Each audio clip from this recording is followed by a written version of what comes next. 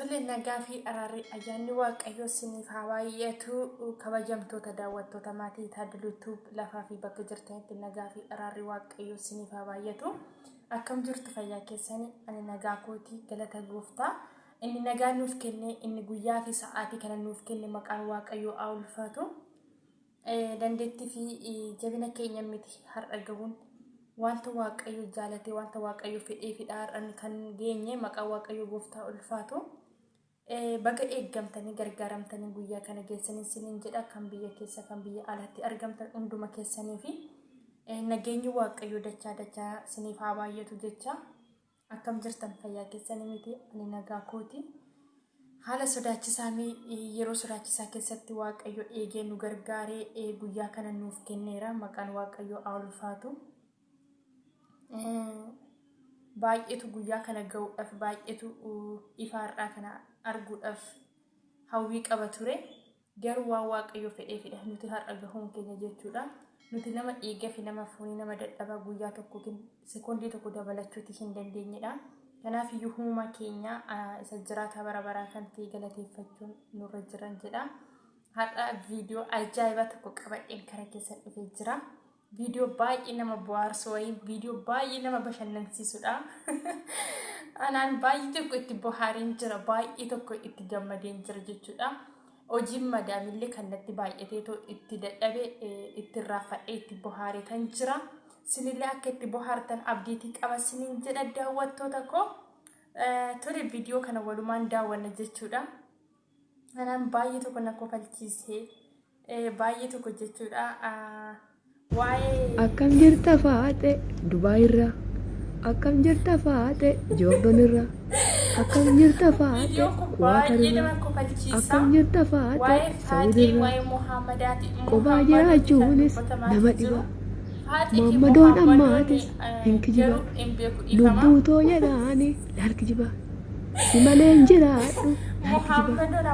Onnee too jedhaani harki jiba. Du'uu koo jedhaani harki jiba. Hoggaa akka faate kun dhuguma. Baafta kennitii fi waa hunduma. Baafta kennitii fi waa hunduma. Kaffaaxee kun meelaan diguduba. Mana kiraatis faa dheekkaffala. Maammadoon silaafa adhee daldala. Maammadoon hin deema mana buna. Maammadoon hin deema mana buna. Achi taa'ee laali jana jana. Irraaffate saana kan ganama. Faadheen ganamaa ammoo hin bilbilti. Faadheen galgalaa ammoo hin bilbilti. Haloo eessa jira abbaa silkii. Habiibee silkiinsa ana bira. Eenyu barbaadee ati kan bira. Habiibee inni abbaa warraa kiyya. Ammarraa malsiisa na dhaga'u. Ufeetan xiffiidhaan sitti cufa.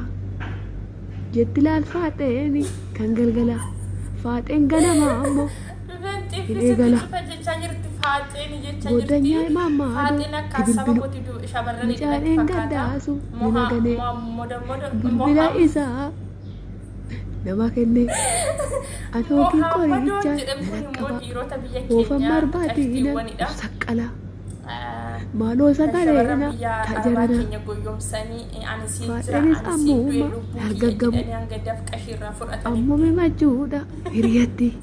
Hiriyaan isaanis hin jalqabu. Footoo maxxansaanii zaffanu. Kaffaaxee kuniina mangarramuu. Kan kana barreesse tigistiilu. Ani garuu wanta kana keessa jiru.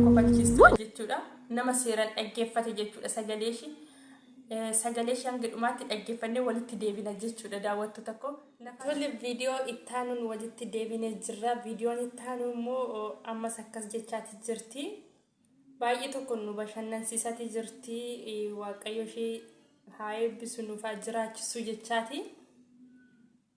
Dhaggeeffadha waan isheen jechaa jirtu. Akkam naguma jirtaa mucaayooniitii kiyyaa intala miidiyaa. Ankiyuun araaramee gubatte waan nyuntiyaa warra dhiiratii metii kaddaaman haa gubattuu kiloroksiyaa dhugduu gayyattuun dhaga'ee anqaleessa miidiyaa. Silaa anin dubbadhu amma kanaaf hadhiya. kaleessa immoo gabbaatee miidiyaa irratti ol baatee natu suudanee bitee natu suudanee fidee natu birrii kaffaleef natu poostii hojjeteef natu biizaa hojjeteef jettee kan nutti boochee imimmaan angalaaftee akka haatiif abbaan jalaa cunqola'ee ciiftee nutti gadooddee mar'imaan biyyaa raastee xinnaa guddaa amaaste. Ati kiloroksii dhugigaa ilma tokkicha bittee miliyoona itti baaftee kan suudan irraa fidde nu maaliif dhugna nabsee kiloroksii dhugnu hidhugna bishaan bicuu saamuna illeen hin binnu madaamitu nu bitaa eeyyen ankaddaamaadhaa ishee mana madaamii yunifoormiin godhadhaa matas nan ishimadhaa hin qaxxalu aartedhaa hin dibadhu duqeetii hin dibadhu awwaaraa. Ilma tokkicha bituuf hinjoor halkanii guyyaa ani kaayyoodhaan qabaa isa manaana baasee ani kaddaamadhaa isin kaddaamadhaa yaa ijoollee madaamiitiyaa ishee harki moonidhaa kan hin barbaanne hiriyaan ishee hojii moonii ufii hojjettu daashin baankii galfattee harka madaamii eegdee qibaatiif saamunaa gaafattee yoggaa inni jalaa dhumuu naabiti isheen jettee birrii ufii argattee daashin baankii galfattee kuwwan immoo hin jiraa obboleessa abdattee isaaf irratti laattee mana ofii ijaarrattee poostii godhuu jammarte. Ati maanutti boochaa intala qalbii quncee yoo isaan araaramtes borus galgalli kanumaa. Ankun na fayyadu antunis si fayyadu yaa micaa mataa guduruu anis waa tokko sitti himu isheen kaleessi baaftee safsaba irratti baaftee maqaa kee galmeessitee bakkee ati teessulleen udaan hin barreessitee hiriyoota meeqa irratti maqaa kee xureessitee miidiyaa addunyaatiin maqaa kee barreessitee tunniitii anaaf hin taatu odoonansi ta'ee amma maanutti waccaa maanu arrabsi taree arsi addaan nu baasee kaddaamaa maanuun jettaa. Ati kan kaayoo qabdaa dhiirumaaf kan jarjartu maalin si geenyeree daarii kan nu dabartu anis asuman jiraa dubaa'uun keessa jiraa amma nutti deebinaan eeggadhu yaa firaa duraa dhuwaa yaa fira. Kan barumsa namaaf kennudha. Waaqni sammuu kana caalu siif akka kennu jechuutiin barbaadaa sumaanii baay'ee tokko kan namatti toltudha jechuudha. Yaanni ishii dhugaadha akka qoosatti haa taphattu malee. Wanti ishiin jechaa jirtu kun wantuma qabatamaadha. Wantuma yeroo ammaa ta'amaa jiru jechuudha. Shamarran keenya yeroo itti goyyomaa jirtu, yeroo itti miidhamaa jirtudha jechuudha. Shamarran biyya namaa hojjennu yeroo itti bakka gowwummaan baay'atee gisee dafqi isaanii akka bakka argatti harcaasanidha. Isheen gara akka qosataa dubbattu malee jecha michi baay'ee dhugaadha jechuudha. Kanaaf baay'ee tokko natti tolee jira anaan jechuudha. Barumsa namaaf ta'a barumsa guddaa jechuudha dhugaa dubbachuudhaaf barumsa guddaa of keessatti qaba.